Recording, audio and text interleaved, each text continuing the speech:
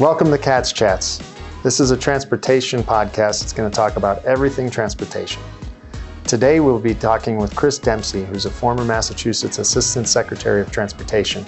He was recently featured in an article on Wall Street Journal titled as Infrastructure Windfall Approaches, Transit Agencies Grapple with How to Spend It. Let's get started. My name is Stephen Katz.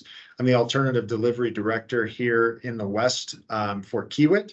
And I live in Southern California, like we briefly talked earlier, but I kind of shape and push and go after all of what we call the get work phase within Kiewit. And that's, I have a group of individuals underneath me splattered all through the basically west of Salt Lake City. And we go after a lot of projects that pertains to infrastructure within the alternative delivery space. I have a huge passion with transit. Growing up in Chicago, I grew up on the L train, and I'll probably talk to that and reference that a little bit. And then I also lived in South Korea for a couple of years, and so I was able to see what international high-speed rail and different kinds of modes of trains and how they look at public transportation in all of Asia. So that was a great experience as well, which gave me that a little boost even more to my passion for transit. So really appreciate this conversation. So I just kind of wanted to start it out to you and get your introduction and kind of tell us a little bit about you. Yeah, Stephen, thanks so much for having me on, and excited to talk with you and to talk with your listeners and share a little bit about my career, but more importantly, how we can work together to improve transit and transportation more broadly across the US and really wherever your listeners are tuning in from. I have a career that spans the public, private, and nonprofit sectors. I've been very fortunate to have a set of roles that have led to impact in transit in particular. So I was Assistant Secretary of Transportation for Governor Deval Patrick back in 2010. While I was there, I co-founded the MassDOT Open Data Program, which made the MBTA the very first transit agency on the entire East Coast to make its real-time transit data available to third parties. And that's led to a proliferation of apps and websites that allow you to track your train and buses. Speaking to you in 2023, it's such an obvious idea now that we do that. But back in 2009 and 2010, it was really a new concept. So proud of that work in the public sector. In the private sector, I was VP for Business Development at Masabi, which is a vendor to transit agencies and other entities or organizations or companies that sell tickets for transit. So we worked with some of the largest transit agencies in the world, including the New York MTA, where I led the launch of the eTix app for the Long Island Railroad and the Metro North Railroad, which has become one of the most successful mobile ticketing programs anywhere in the world, and especially here in the US, sold hundreds of thousands of tickets through that app. And then in the nonprofit world, I have been both a servant in the public sector as the chair of the transportation board in my hometown. You and I were talking about how I live 2 blocks from where I grew up. So very invested in the community as a volunteer there. But then also as the director of the nonprofit called Transportation for Massachusetts, which advocates for better transportation policies across the state with a particular focus on transit, walking, and biking. So grateful for all those opportunities and roles. And again, delighted to have the chance to speak with you today. No, I appreciate that, Chris. And I guess going to that article, what caught my attention was a different perspective on the approach to solving these challenges that we're going to be talking about. But before we dive into those, I just kind of want to know more about the passion for you with regards to transportation and how that came within you. Yeah, so I grew up with the MBTA's Green Line literally running through my backyard. I could see it outside of my bedroom window. And so just like a lot of kids, I think always fascinated with trains and transit, and had the great privilege of seeing it every single day going by my house. And I really believe that transit and walking and biking are so critical to the success of our cities today and in the future. I'm someone that is myself very reliant on those modes of transportation. In fact, I have never owned a car in my entire life. I've never commuted by car. I've always been a transit rider, a walker, or a cyclist, and that's still how I get around today for most trips. So it's deeply personal to me, but I also think that we need more leaders in and around the public sector, including in roles like yours in the private sector, working closely with the public sector to advance good, sound transit projects that help people move around cities more efficiently and more effectively and make our cities more vibrant and more diverse and more livable places to be.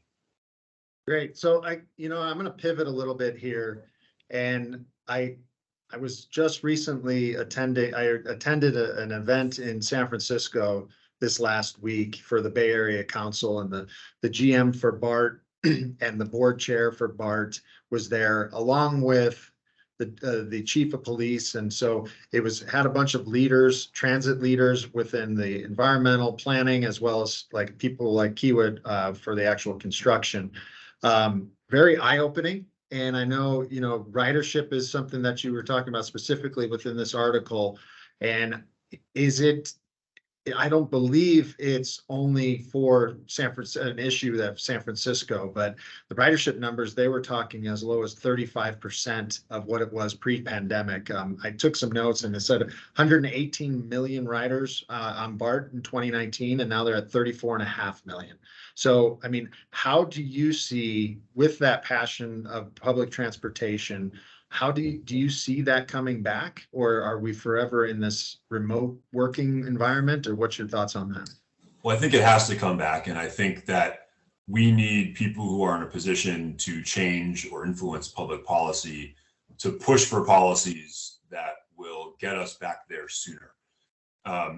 I think a lot about a quote I read in the early days of the pandemic in 2020, which was that after the Black Plague hit London in the 16th century, that people said London is done for, that people are just going to stop living in London because they're scared of the plague and catching disease, and they're just going to move out to the country, and that's going to be the future of that city in that region. And of course, that's proven not to be true.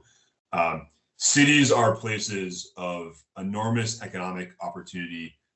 They are places that allow culture to thrive, and they are where we can be, in many ways, our most productive selves. That doesn't mean they're for everybody, and it doesn't mean everyone needs to live in a city. But literally, and this will sound dramatic, but literally to support the future of the human race, we need to have cities that function well. And I think Massachusetts, where I am, is a great example of that. We don't have a lot of natural resources in Massachusetts. What we do have is some of the smartest people in the world that come together in small places like Kendall Square, where MIT is, or downtown Boston in our financial district, or the Longwood Medical area with some of the greatest research institutions in the entire country. And they solve problems by working together. That doesn't happen in a world where everything is remote. And while I appreciate that the pandemic has exposed that there are opportunities for us to be successful in terms of collaboration, working remotely, you and I are doing that through the course of this podcast today. It's no replacement for real human interaction. And it doesn't, in my mind, provide that same opportunity, that same vibrancy that those in-person interactions provide. So the numbers you shared with BART, I think, are particularly dramatic, but they are certainly representative of transit numbers around the country. Many agencies are still below 50% of their pre-COVID numbers. The ones that are more successful are maybe at the 55 or 60% range. And the ones that are, the most successful are in maybe the 70s. A lot of that will depend on the mode. So in Boston, the bus has actually come back the strongest, in part because bus riders are often the most transit dependent riders. They're also the riders that are most likely to have blue collar jobs that require them to be in person, not part of necessarily the set of jobs where remote does work. But look, we have to be investing in transit and pushing those ridership numbers to return, because that is the only way that cities work. Cities do not work when everyone gets in a single occupancy vehicle and drives a car.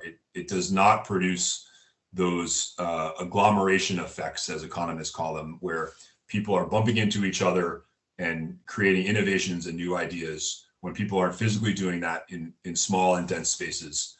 And so we need national policies and state and local policies that support a return to people riding transit. Yeah, so I just want to take onto that and then add the funding element of it. You're seeing a lot of IIJA and the grant program and everything. And what was interesting with that graph from that San Francisco event that I was at last week was the Bay Bridge and the Golden Gate Bridge occupancy is almost back up to 100%. But that public transit is lagging in that 35 to 40%. And it has a tie to the occupancy rate of the buildings within San Francisco. But part of the conversation, or a lot of the conversation, and that's why the chief of police was there, was safetiness and cleanliness. And, you know, I think a lot of the grants and the funding component is talking about the capital improvement or the lengthening of lines or adding stations and so on and so forth. How do you see funding with regards to operation and maintenance? So we need to be doing both. And I certainly agree that transit agencies need to be able to walk and chew gum at the same time in terms of focusing on their existing operations and then also looking at expansion. But I am someone who is as strong a transit advocate as you're going to hear, but who also urges caution to leaders, especially those who are not in the day-to-day work of transit agencies, but who might be members of Congress or senators or governors, urging caution about expansion because it does a couple of things. Number one is it can have enormous capital costs, and that can pull financial resources away from an agency in the short term. Once those projects are up and running, they can have ongoing operating costs that will continue to draw financial resources away over time. And then I think just as importantly, they take away operational resources in the sense that if you have your leadership team at a transit agency focused on expansions, by definition, they are not focused on some of the day-to-day existing operations and providing service to riders who are want to ride the system today, are riding the system today, but maybe not getting the service that they deserve. That could be because of reasons of safety or cleanliness. It could just be because the system is not running on time in the way that it should. So typically what we see in the US is an expansion is going to draw a relatively small number of riders compared to the existing ridership. And that if the ultimate goal is to get as many people on transit as possible, in many cases, you can get more bang for your buck by focusing on improving those existing operations than by expanding. Now, I just want to be clear. I think the dynamic in place is that it's a lot harder to do a ribbon cutting for a 10% increase in bus service. Yes. And it certainly doesn't lead to the kind of headlines and applause that some of our elected officials want to hear, want to be able to feel like they're delivering to their constituents. And so I really respect what many across government have done to increase resources for transit agencies over the course of the pandemic. They have kept those agencies alive in a very tough time. And I would just urge them to be thoughtful about their pushing for expansion when that existing operations needs just as much love and attention.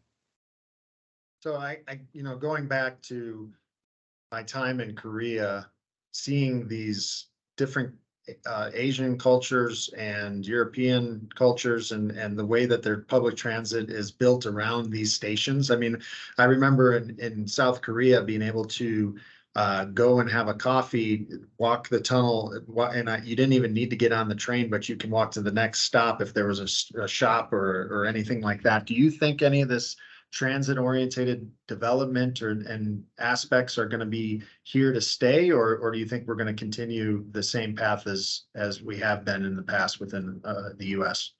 Well, in most markets that have successful transit agencies, we are seeing a housing crisis and housing unaffordability in those same places. You talked about San Francisco. That's certainly the case where I'm in Boston, Seattle, New York. The list goes on and on. So we have to be building more housing in many of these places. And it makes all the sense in the world to build that housing near transit. It provides people who are going to live there with more options. it also, as you say, it helps create a little mini neighborhood and little mini economic model where a cafe or a restaurant or a convenience store or a barber shop can survive because we're creating the sufficient foot traffic in conjunction with those stations and so that those businesses can thrive. I can think of transit stations across Eastern Massachusetts served by the MBTA where the model for those stations was that everyone was going to drive from the outer suburbs to those stations, park their car, get on a train, and head into the city. And there's no housing, literally no housing within walking distance of some of those stations. There are no coffee shops. And so when you're there and you're maybe off a train and you're waiting for your relative to pick you up, you've got 20 minutes to kill. You've got nowhere to wait other than a plastic shelter with 3 sides, out there in the cold and the rain. Whereas if there was a coffee shop nearby supported by transit riders and also by people living in that neighborhood, then you've got a nice warm place to warm up over a cup of tea. You're better off, the small business is better off, the neighborhood is better off by doing that. So absolutely we need more transit-oriented housing in many of these markets. And it's another example where we need our leaders at the state and federal level to be pushing with all the different tools in the toolbox to make that happen. So it's just a side question is what is your favorite station or train? Well, I'm definitely a Green Line rider in Boston, and I love our old stations. So I can think of South Station in Boston, Grand Central in New York, Union Station in Los Angeles, which is a beautiful station built in the 1920s and 30s there, at kind of the tail end of the great stations that were built. Even a place like St. Louis, which is kind of a remarkable story. At the turn of the 20th century, so in 1900, that was the busiest train station in all of North America, was the St. Louis station, because it was really the gateway to the West. And now they have one of those just little Amtrak sheds, unfortunately, because their train service has been reduced so much. And the old station has now been converted into a Marriott hotel. But I love those old 100-year-old stations, and you can really kind of hear the echoes of the footsteps of prior generations in those places. I think that's in many ways a model that many Americans would support if we started to move back in that direction. Yeah, no, I feel you. I grew up in the Ogilvy station in Chicago, and I'm in that Los Angeles Union Station very frequently. And actually, they're looking to revitalize that and raise part of the actual concourse level. So I'm interested to see how that ends up. But how important those iconic stations are to a city is unbelievable, and unprecedented. They're a gateway for a lot of people, and they should be seen as more than just a waypoint, but actually an entrance and an arrival. And when they're at their best, they do a good job of that. Great. So I guess one other thing I did want to just get your opinion on is these transit agencies. I keep hearing this fiscal cliff that keeps coming on, and there's these federal funds during the pandemic that they were able to tap into, but at some point they're going to run out of money to be able to use that to be able to supplement the loss in fare box revenue and other financial revenue models. So can you just give what your thoughts in the future are for public transportation transit agencies within this fiscal cliff that we're hearing about?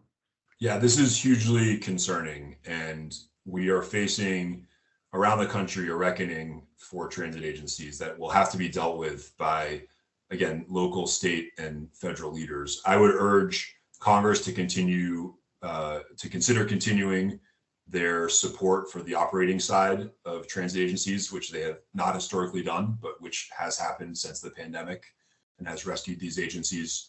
And this is where I think we need creative and thoughtful and innovative elected leaders to be proposing and putting forward plans that allow these agencies to survive and really tip the balance a little bit between transit agencies and the automobile.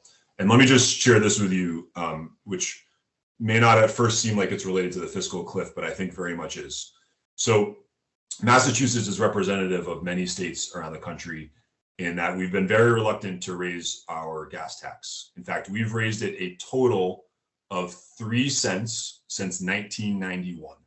So that's 14% in over 30 years. In the same period of time, we have raised MBTA fares 250% or more. And so the message that we have sent to people in Massachusetts is drive more and take the T less. And people have responded. And that has left us with some of the worst traffic congestion in the entire world. We're usually ranked 1, 2, or 3 in the country for the worst traffic congestion. We need elected leaders who are unafraid to talk about tipping that balance back.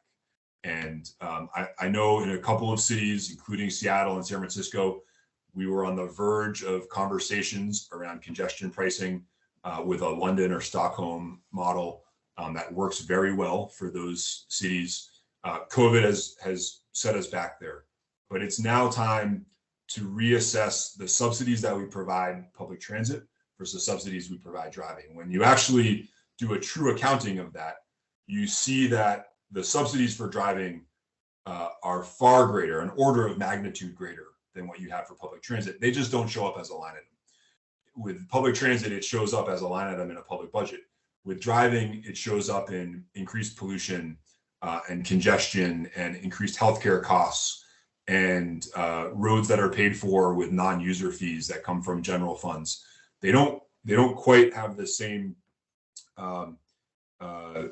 sort of clear dollar values that a transit subsidy provides, but they are just as dramatic and again, total much higher. And so we need more elected leaders who are willing to take that on and to increase subsidies for transit while also having a tough conversation with everyone, with all voters and users of our transportation system about the cost of driving, and that being actually the mode that is not sustainable going forward and needs to be better matched between the cost of society and what drivers pay. I'll just say this, with great respect for you and your colleagues at Kiewit who are doing incredible work. I don't see the core problems in transportation over the next 2 decades as engineering problems. Because of your skills and talents, we've got most of those figured out. We know how to build bridges, we know how to build tunnels, we know how to repair roads. The real problems are the political problems about how to raise the funds to actually fund the great work that Kiewit and other engineering firms and engineers in the public and private sector do across the country, and how to solve problems like congestion, which are not about how wide the road is or the geometry of the road, but are much more about just the fact that we have way too many cars in too small a space, and we need to better manage those cars. Those are political questions. And so we got to be smart politically, approaching a public that is wary about paying more and that is resistant to change. If we really believe that some of these models can make their lives better, we got to prove that to them. And I think it's incumbent upon those of us that care about transit and transportation to do that. That's fantastic. Well, Chris, I really appreciate your time, and to be able to take some time out of your day to get on this podcast and talk about such awesome stuff. It seems like you're just as passionate as me, so I love that, and I'd love to be able to follow up in the next year or two and kind of see where everything is and see how Boston is, and then maybe talk from a national level and kind of relook at, hey, how was 23 versus what's going on in 24, 25. So I'll be reaching out and really look forward to having that conversation again. I've enjoyed this conversation. Appreciate you reaching out to have it, and I look forward to being on again soon. Thanks, Chris.